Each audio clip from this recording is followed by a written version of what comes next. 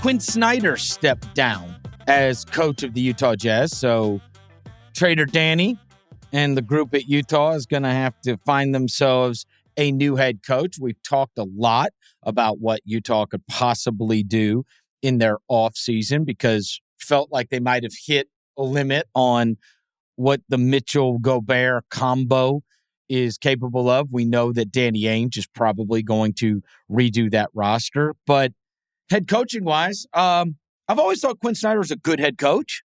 I guess the rumors are he's going to sit out for a year, do whatever. But were you surprised that he stepped down? Were you surprised at the timing of when he stepped down? Not at all. I mean, Mark Stein reported on his Substack back in March that he was resisting contract extension talks, that there was rumors of him being the successor to Greg Popovich in San Antonio. There's been, noise about Quin Snyder leaving Utah for quite some time now. The only question is going to be whether he coaches next season. Tim McMahon from ESPN said how because he has 1 year left on his deal, the Jazz could restrict him from coaching next year if they wanted to. They could.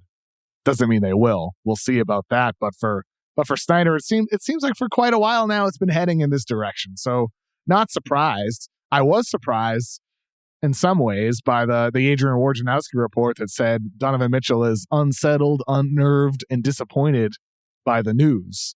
I think, like I said, I think it's a bit much to feel so much shock by the news. I mean, you knew this was coming for quite a while now. I wonder if maybe it wasn't if he wasn't really fed all the information, perhaps, and he just wants to know what's going to happen, or if this is his way of pushing his way out. Like this is an opportunity, an organization in transition with a new head coach, where it's now is the time to jump out and try to get to Miami or New York. Wonder if that's what's happening here. The Heat want a star, Chris. They want Beal. They want Mitchell. They want to get a star to pair with Jimmy Butler. They want to go for the title next year.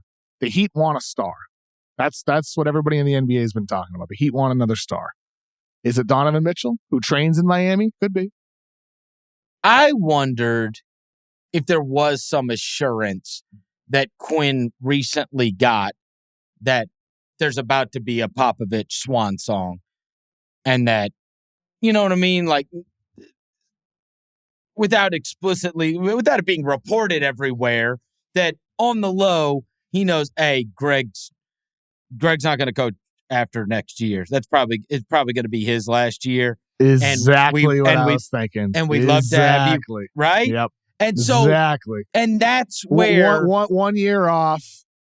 That's where I could see the Mitchell thing with the unnerving. Yes, maybe wants out, but also he might have felt like Quinn was coming back. And I don't want to say he got assurances that he was going to come back, but he probably felt like, hey, he's still going to be my head coach here. And Quinn might have felt that way. But once it became real that, like, hey, I've got a landing spot after a year. I could take a year off, and then I'm going to be the head coach of the Spurs, that it was kind of understood and it became real, then maybe he said, you know what, I'm just going to step down from this thing. It's not fair to you. It's not fair to me. It's not fair to any of these guys, because I know after a year where I'm going to be, because Greg's not for long there, and I'm going to go take over that organization where I want to be. The other side of it could be, it's a great excuse for Donovan Mitchell. Oh, sure is. Right? He wants out, and so now he can say, I'm unnerved by all this. He might have known. He might have just known it was coming anyway, but he can use this as saying, look now, like, let's not talk about my commitment, right? And so he's got a way to not be a bad guy. Yeah, but who cares about being the bad guy? Some guys do. Good guys do. He's a good dude. He does. He is. Yeah, I mean, by all accounts, Donovan Mitchell's a good dude. Yeah, you got to do what you got to do. I understand. It's just. I think for Mitchell, here's the challenge. Let's say it is that. Let's say he wants to get out of Utah, and let's say he wants to go to Miami or New York, right? Let's say that's the case. Well, no guarantee that you get there, you still have 3 guaranteed seasons left on your contract. Yep. Any team can be like, oh, yeah, we want to trade for a 25-year-old guard, multi-time all-star that's had great success in the postseason. Any team could do that. The Magic, the Kings, Pacers, anybody out of nowhere can say, yeah, we're gonna go for you. It doesn't mean just because you want out doesn't mean Miami or New York is going to be the team with the best offer, which is what Utah is going to take. They're going to take the best offer, period. So that's the challenge for Mitchell, is the timing. When you have 3 years left on your deal and you're so young, any team could want to take a shot on you.